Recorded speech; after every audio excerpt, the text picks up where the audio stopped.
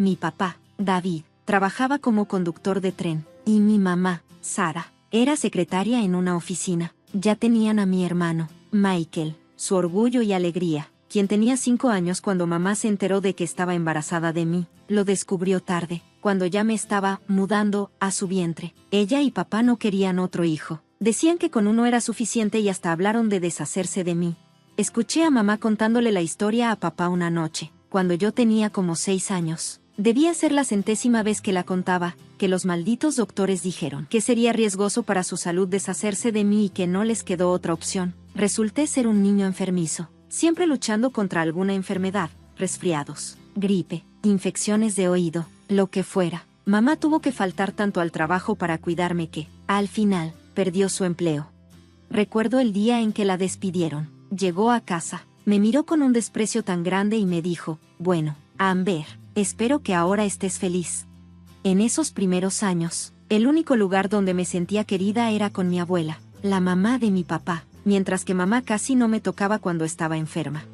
La abuela entraba a nuestra casa como una brisa cálida, trayendo sopa y besos, incluso cuando yo estaba contagiosa. Ven aquí, mi dulce niña, decía, envolviéndome en sus brazos mientras mamá nos miraba desde la puerta y negaba con la cabeza. Mamá, vas a agarrar lo que sea que tenga, le advertía papá, pero la abuela solo se reía. El amor es la mejor medicina, decía, besándome en la frente. Ella también nos ayudaba económicamente, y esa fue la única razón por la que logramos salir adelante durante esos años. Mamá se aseguraba de recordarme cuánto era una carga para las finanzas de la familia. Michael era todo lo que yo no era, saludable, atlético, la niña de los ojos de mis papás. Mientras yo pasaba mis días en la cama o en el consultorio del doctor, él jugaba fútbol, ganaba medallas, y hacía sentir orgullosos a nuestros padres. En la cena, siempre le preguntaban sobre su día, sus amigos, sus sueños, mientras yo movía la comida en mi plato, invisible.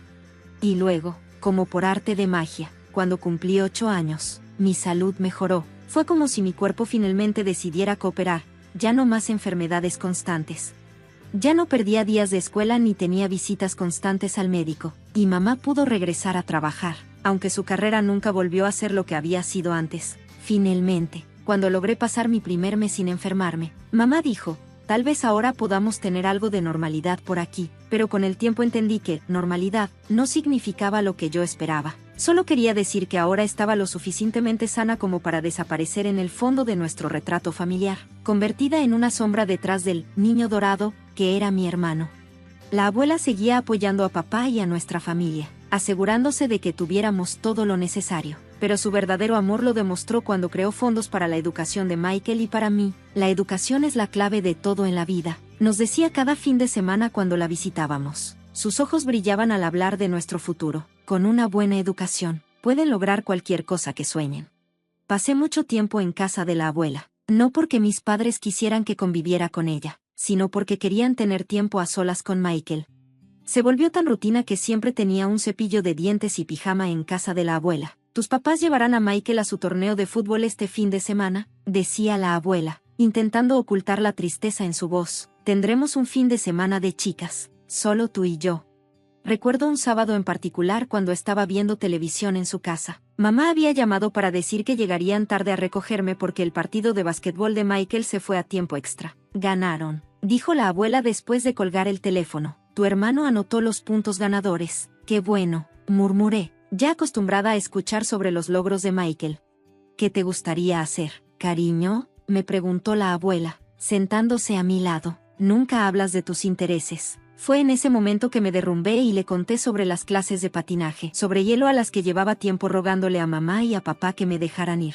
Había visto la pista de hielo en el centro comercial y no podía dejar de pensar en cómo sería deslizarme sobre esa superficie lisa y brillante.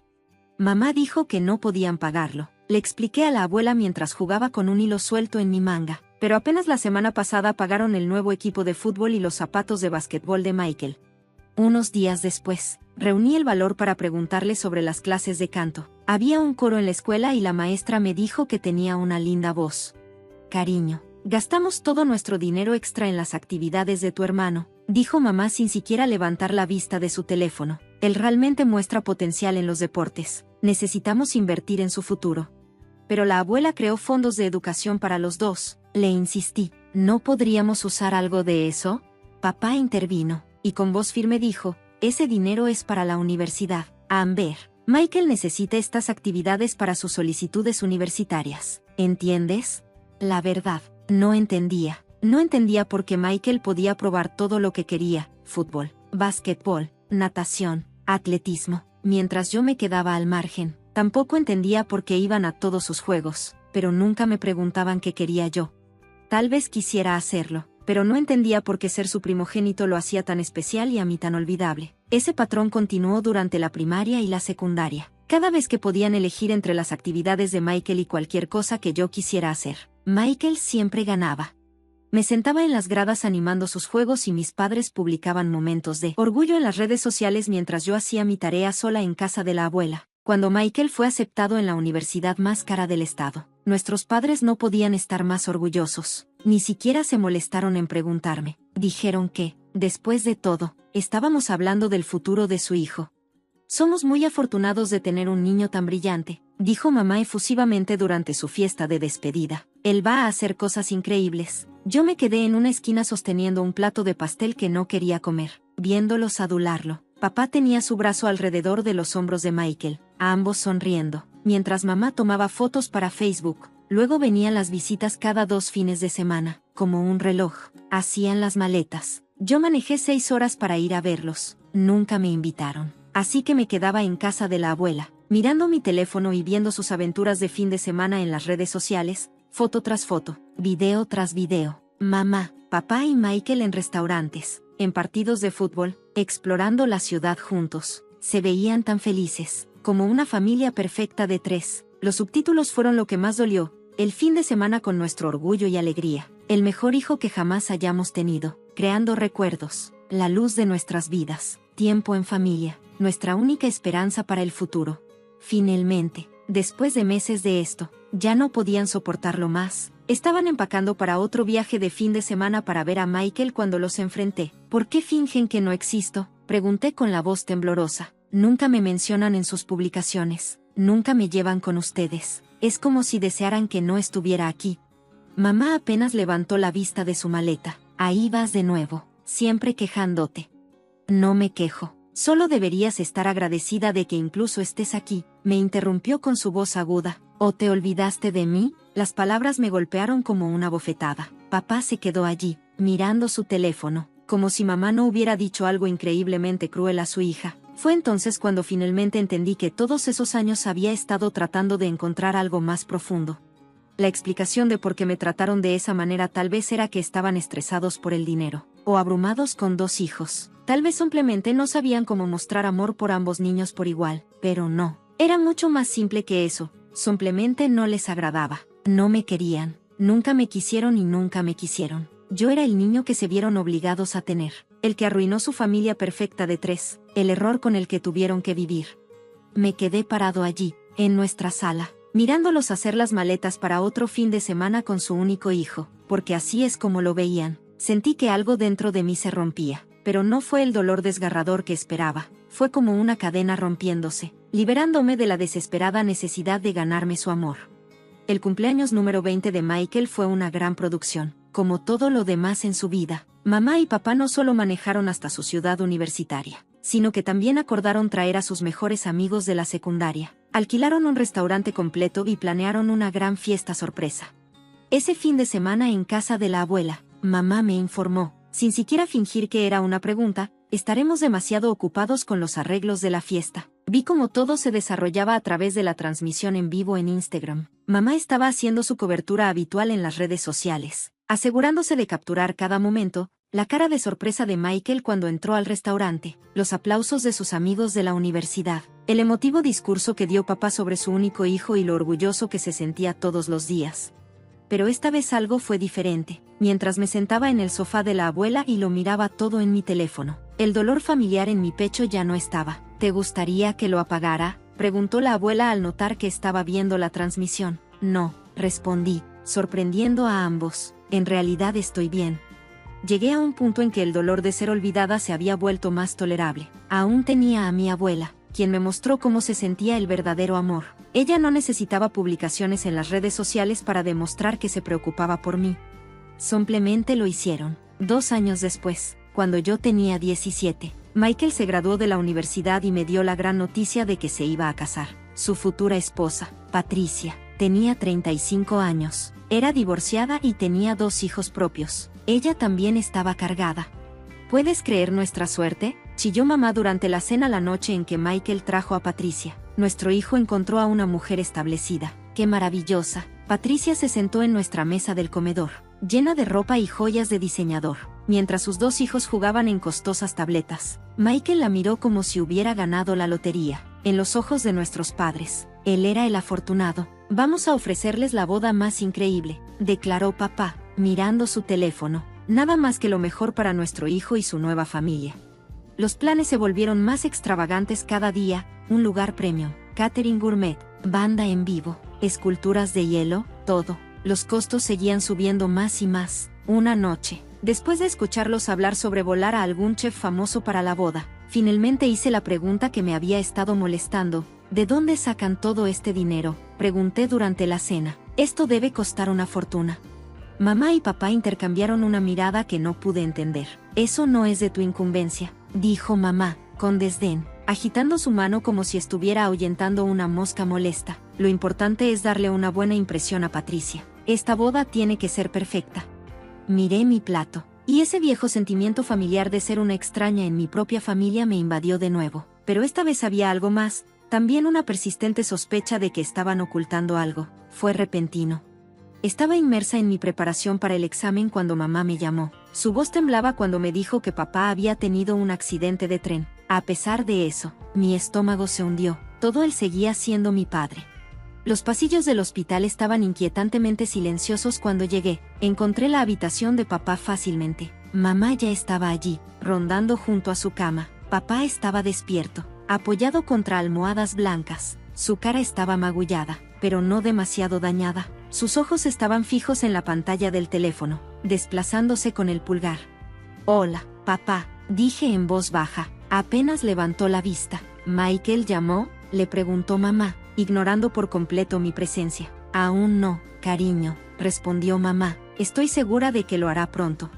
Me quedé allí, incómoda, sintiéndome como una intrusa en la escena. El pitido constante del monitor cardíaco llenó el silencio entre nosotros. Finalmente, mamá se volvió hacia mí y su rostro se retorció de preocupación. No por la salud de papá, pronto lo aprendería, sino por algo completamente distinto.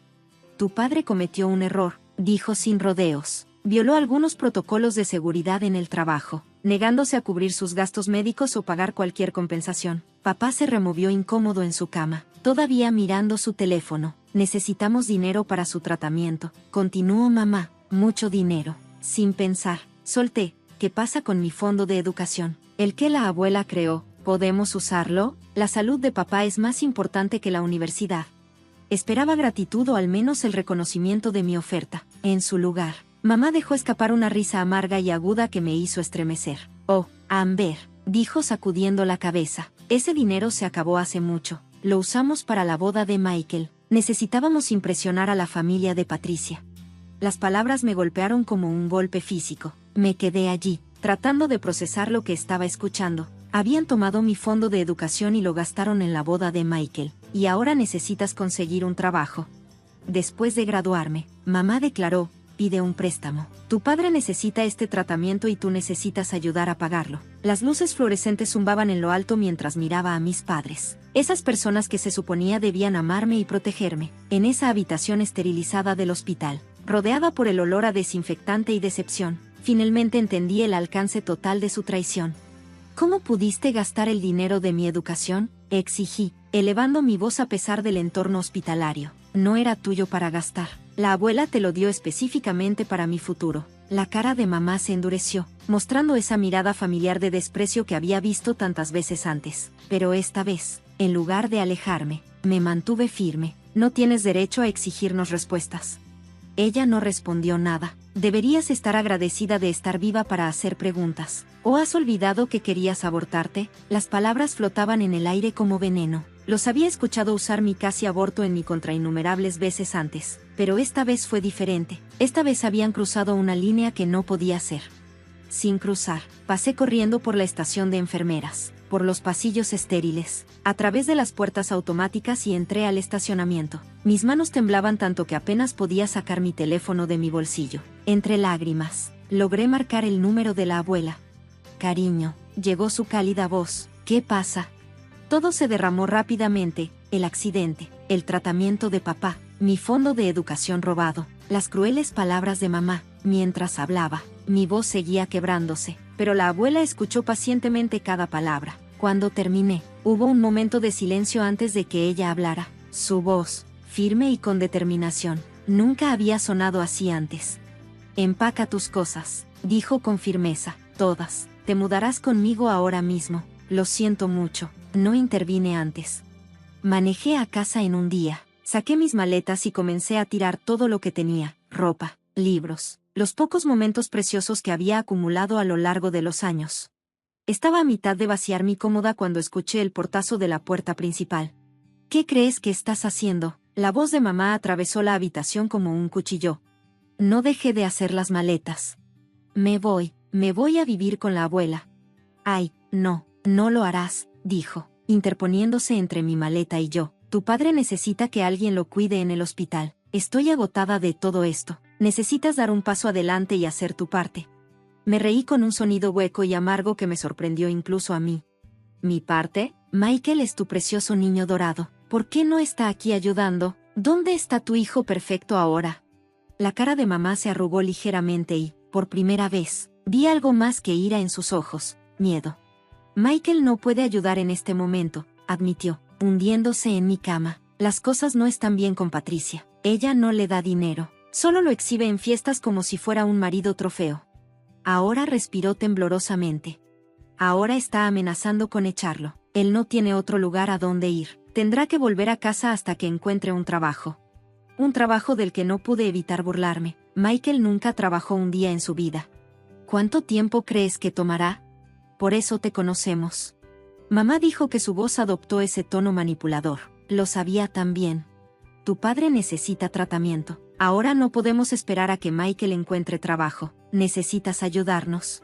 Subí la cremallera de mi maleta con determinación.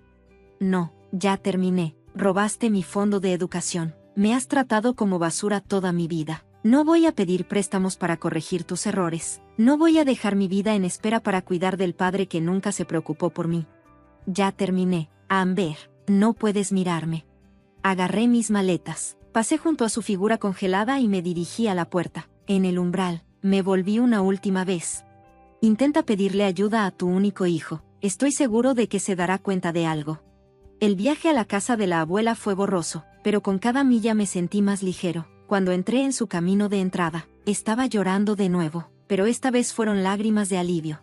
Tomó menos de 3 días para que mi madre convirtiera mi partida en un espectáculo en las redes sociales. La misma cuenta de Facebook en la que había fingido que yo no existía durante años. De repente no podía dejar de hablar de mí. Con el corazón roto, comenzó su primera publicación. Nuestra hija menor nos ha abandonado en nuestra época de necesidad, mientras mi esposo yace en una cama de hospital. Ella se niega a ayudar a sus propios padres y, en lugar de eso, se escapó a vivir con su abuela. ¿Cómo criamos a un niño tan egoísta? Los comentarios comenzaron a llegar inmediatamente de parientes lejanos y amigos de la familia que solo habían visto una versión cuidadosamente seleccionada de nuestra vida familiar. Se apresuraron a condenarme, pero luego vinieron las otras voces, las que habían visto la verdad a lo largo de los años. Mi prima Emma comentó, ¿le vas a contar a todos cómo la ignoraste durante años o debería hacerlo yo? Mi tía Rachel intervino de manera graciosa. Nunca mencionaste a Amber en tus publicaciones hasta que necesitabas algo de ella. Luego vino la publicación de mi tía Lisa, quien, como mamá, hermana y abogada de derecho familiar, sabía que sus palabras tendrían un peso extra. Sara, necesito advertirte públicamente, ya que estás ignorando mis comentarios privados. Estás difamando públicamente a tu hija menor. Amber tiene 17 años y por ley aún eres responsable de su cuidado y bienestar. El hecho de que ella se haya sentido obligada a irse de casa y que ahora estés participando en una campaña en las redes sociales contra ella podría atraer la atención de los servicios de protección infantil. ¿Es eso lo que quieres? Porque te puedo asegurar que si investigan, encontrarán mucho más que estas publicaciones de Facebook. Mamá borró su publicación original después de eso, pero aún no había terminado. Apareció en la casa de la abuela al día siguiente. Irrumpió por la mañana y, sin llamar, se dirigió a la abuela, ignorando mi presencia por completo. Necesitas hacer entrar en razón a Amber. Esta pequeña rebelión ha durado suficiente. La abuela dejó su taza de café con deliberada lentitud. Nunca la había visto con una expresión tan severa. Silencio. ¿Así es como lo llamas cuando un niño finalmente resiste años de maltrato? Mamá se burló. Le dimos todo. La voz de la abuela se alzó ligeramente. Le diste todo a Michael. Gastaste el dinero del fondo de educación de Amber, que reservé específicamente para su futuro, en su boda. Una boda que no era más que un espectáculo para impresionar a una mujer que ahora amenaza con echarlo. Necesitábamos que pensaras en el futuro de tus hijos. La abuela la interrumpió. En lugar de eso, quemaste dinero como si no hubiera un mañana. Bueno, el mañana está aquí, ahora es. No pagaré el tratamiento de David. Mamá se fue llorando, pero no eran lágrimas de remordimiento, eran lágrimas de frustración porque su manipulación no había funcionado. Cuando la puerta se cerró de golpe detrás de ella, la abuela se acercó y me apretó la mano. Un mes después de mi partida, mis padres se vieron obligados a vender nuestra casa familiar para cubrir los gastos médicos de papá. Se mudaron a un pequeño apartamento de 2 habitaciones en una parte menos deseable de la ciudad. Luego, Michael apareció en la puerta de su casa. Patricia finalmente había tenido suficiente de su comportamiento perezoso, lo había echado con nada más que su ropa de diseñador y el reloj caro que le había comprado para su boda. Llegó al nuevo departamento de nuestros padres esperando el mismo trato especial que siempre había recibido. Intentaron mantener la ilusión. Escuché a través de los chismes familiares que mamá todavía estaba cocinando sus comidas favoritas y papá ponía excusas de por qué Michael no podía encontrar trabajo de inmediato. Pero la realidad tiene una manera de superar incluso la negación más fuerte. ¿Escuchaste, abuela? Me dijo una mañana durante el desayuno. Tu madre finalmente le dijo a Michael que necesitaba conseguir un trabajo. Dijo que le debían una vida cómoda ya que nunca lo habían preparado para el mundo real. Tuvieron una gran pelea al respecto mientras yo construía mi propia vida.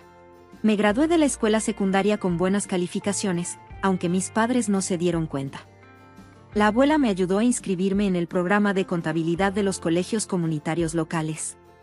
No era la prestigiosa universidad con la que alguna vez había soñado, pero era una educación sólida que me llevaría a una carrera estable. Incluso conseguí una pasantía en una pequeña firma de contabilidad en el centro de la ciudad. La paga no era mucha, pero la experiencia fue invaluable. Mi supervisora, la señora Chen, realmente apreció mi atención a los detalles, algo que mis padres siempre habían descartado por ser demasiado perfeccionista. Vivir con la abuela fue sanador en cierto modo. No esperaba que desarrolláramos juntos una cómoda rutina de desayuno antes de ir a clases o de cenar en el trabajo por la noche, donde hablábamos de nuestros días. Ella realmente escuchaba cuando yo hablaba, hacía preguntas sobre mi vida y celebraba mis pequeñas victorias. Luego llegó el día en que me pidió que la acompañara a la oficina de su abogado. Solo algunos trámites que necesito actualizar, dijo casualmente. Me senté en la elegante oficina, tratando de no inquietarme mientras su abogado, el señor Peterson, sacaba un documento. Estoy actualizando mi testamento, anunció la abuela. Quiero asegurarme de que todo esté correctamente arreglado.